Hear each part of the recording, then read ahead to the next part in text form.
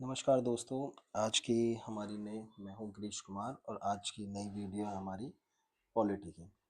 तो पॉलिटी की मैं पहले भी काफ़ी वीडियो अपलोड कर चुका हूँ, एक दो वीडियो, और अब ये तीसरा वीडियो है। और इसमें काफ़ी अच्छे अच्छे इंपॉर्टेंट टॉपिक्स हैं जो आपके एग्ज़ाम के लिए काफ़ी इंपॉर्टेंट होंगे। तो टाइम वेस्ट ना करते हुए हम चलते हैं आगे, थोड़ा टॉपिक को देख लेते हैं। केंद्र राज्य संबंध सॉरी केंद्र राज्य संबंध, केंद्र और राज्य के बीच जो संबंध होते हैं उसके बारे में जो की गई बातें हैं वो देखते हैं। तो केंद्र राज्य संबंध के बारे में सरकारिया आयोग का गठन किया गया था। इससे पहले भी, पर सबसे ज़्यादा सक्सेसफुल जो था सरकारिया आयोग था। ये कब गठित हुआ? मार्च 1983 में। ओके, तो इसके बारे में कुछ प्रश्न हैं हमारे पास। किस विषय पर सिफारिश देने के लिए सरकारी आयोग का गठन किया गया था? केंद्र राज्य संबंध के बारे में। ठीक है, रणजीत सिंह सरकारिया की अध्यक्षता में गठित आयोग में कुल कितने लोग थे?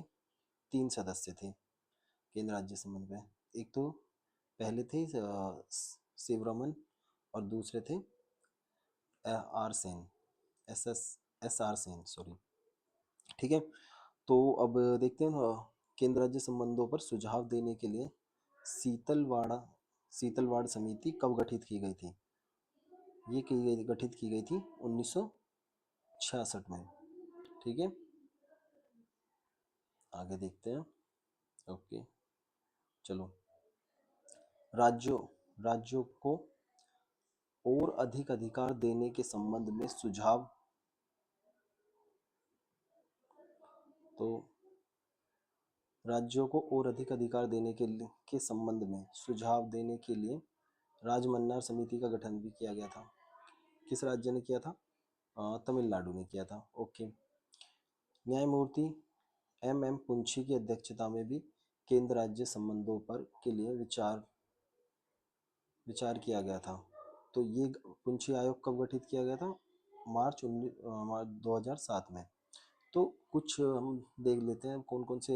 एक तो शीतलवाड़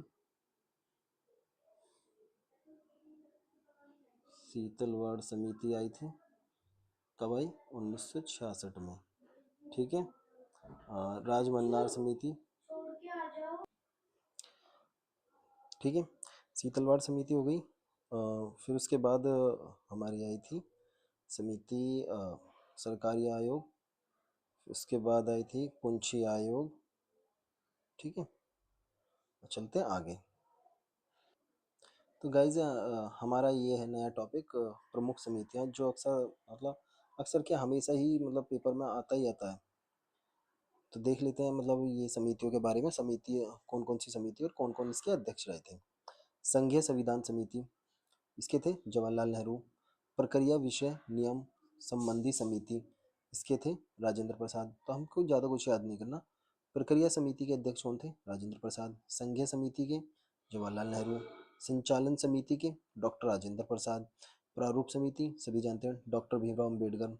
मौलिक अधिकार, अल्पसंख्यक, जातीय एवं अपवर्जित अपवर्जित क्षेत्रों से संबंधित सलाहकार समिति, इसके थे सरदार वल्लभ भाई पटेल। और मूल अधिकार की उप समिति, मौलिक अधिकारों की तो जो समिति थी उसके थे वल्लभ भाई पटेल, और जो उसकी मूल अधिकारों की जो उप समिति थी उसके थे अध्यक्ष जेबी कृपलानी। अल्पसंख्यक उप समिति के अध्यक्ष थे एचसी मुखर्जी। चलते हैं आगे। ठीक है, संघीय शक्ति संबंधी संघीय शक्तियों संबंधी समिति के अध्यक्ष कौन थे? जवाहरलाल नेहरू। तो हम देखेंगे जहां पर संघ आ रहा है ना वहां पर जवाहरलाल नेहरू ही अध्यक्ष थे। ठीक है, और प्रांतीय संविधान समिति, इसके अध्यक्ष थे वल्लभ भाई पटेल। कार्य संचालन समिति के एम मुंशी थे। ओके, तो कार्य जो करते हैं अक्सर मुंशी जी के ऊपर ही डिपेंडेंट रहता है कार्य, तो मुंशी जी करते हैं काम। ओके, प्रांत वल्लभ भाई पटेल के अधीन थे।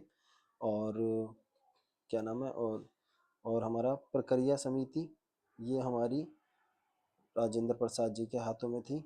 मूल अधिकार की उप समिति और अल्पसंख्यक की उप समिति एससी मुखर्जी और जेबी कृपलानी। ओके, चलते हैं आगे। तो अब देखते हैं नया टॉपिक अपना, पंचायती राज व्यवस्था और समितियां। तो ये कब कब लागू हुई थी?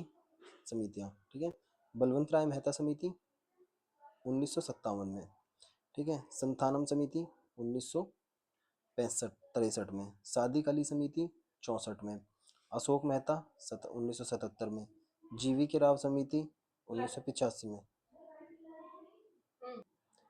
ठीक है। तो हमने क्या बताया था, जीवी के राव समिति जो है 1985 में आई थी, और एल एम सिंघवी 1986 में, के थोंगन समिति 1988 में, ठीक है। अब इसमें आता कैसे है, मतलब पूछ लेंगे कि मतलब क्रम में लगाना है। जीवी के राव समिति कब आई थी, 85 में आई थी। एल एम सिंघवी समिति 86 में आई थी। थोंगन समिति 88 में आई थी। तो अक्सर जो है बच्चों को इसमें थोड़ी प्रॉब्लम रहती है। जीवी के राव समिति, एल एम सिंघवी राव समिति, जी ऐसे याद कर लेंगे, GST। तो GST कैसा दे, GST का क्या होगा, 85, 86 और 88, ठीक है। GST, जीवी के राव समिति, संथानम समिति और थोंगन समिति। ओके, चलो आगे। अब ये हमारा नया टॉपिक है, 42वें संविधान संशोधन 1976 द्वारा DPSP, जिसे हम कहते हैं नीति निर्देशक तत्व में शामिल किए गए प्रमुख अनुच्छेद। तो 42वें संविधान संशोधन द्वारा कौन से नीति निर्देशक तत्व जोड़े गए थे? 29 का कै, ये पूछे जाने वाली चीज़ है, इसीलिए मैं बता रहा हूँ। 29 का कै, 29 के कै, अनुच्छेद 29 के कै में क्या है? गरीबों को निःशुल्क कानूनी सहायता प्रदान करना, ठीक है। गरीबों को निःशुल्क कानूनी सहायता देनी है 29 के कै में। 29 के चे में शोषण से बच्चों एवं वयस्कों को सुरक्षित करना है। ओके।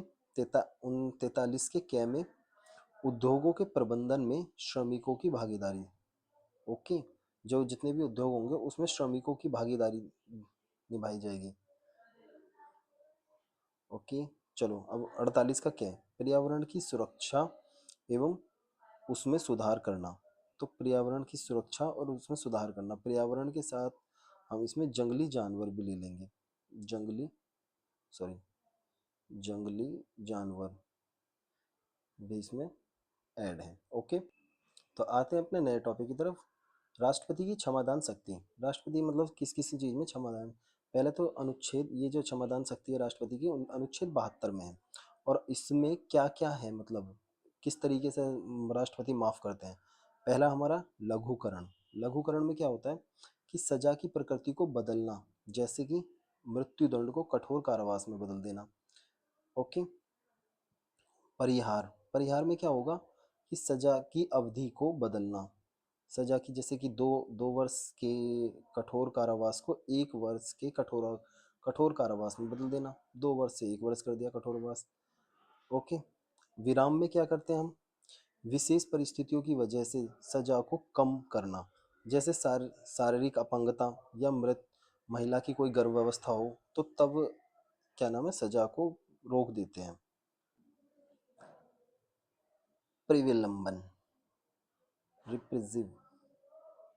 ओके, ठीक है। इसमें क्या होता है, प्रविलंबन में किसी दंड को कुछ समय के लिए टालने की प्रक्रिया, जैसे फांसी को कुछ समय के लिए टालना, ठीक है। तो और क्षमा में क्या होता है, पार्डन, मतलब कि पूर्णतः माफ कर देना। ये क्या काम, और पूर्णतः माफ कौन करते हैं, इस थोड़ा देख लेते हैं। इसकी तकनीकी मतलब यह है कि अपराध कभी कभी हुआ ही नहीं, ऐसा कुछ। तो संविधान के अनुच्छेद 161 में राज्यपाल को भी क्षमादान की शक्ति प्राप्त है, परंतु राज्यपाल राज्य के विधि विरुद्ध अपराध में दोषी व्यक्ति के संदर्भ में ही यह शक्ति प्राप्त है।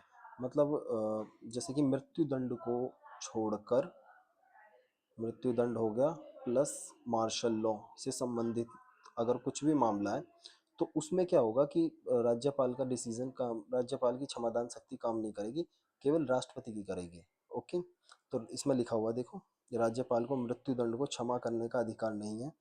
राज्यपाल मृत्युदंड को निलंबित, दंड अवधि को कम करना या आगे दंड का स्वरूप बदल सकता है, ठीक है। तो राज्यपाल मृत्युदंड को निलंबित, दंड अवधि को कम करना या दंड का स्वरूप बदल सकता है। ओके, मृत्युदंड को निलंबित नहीं कर सकता। इसमें ये थोड़ा गलत लिखा हुआ है। ओके, तो भारतीय संविधान की 12 अनुसूचियों के बारे में देख लेते हैं। ये तो ऐसी चीज़ है हमेशा पूछी जाने वाली।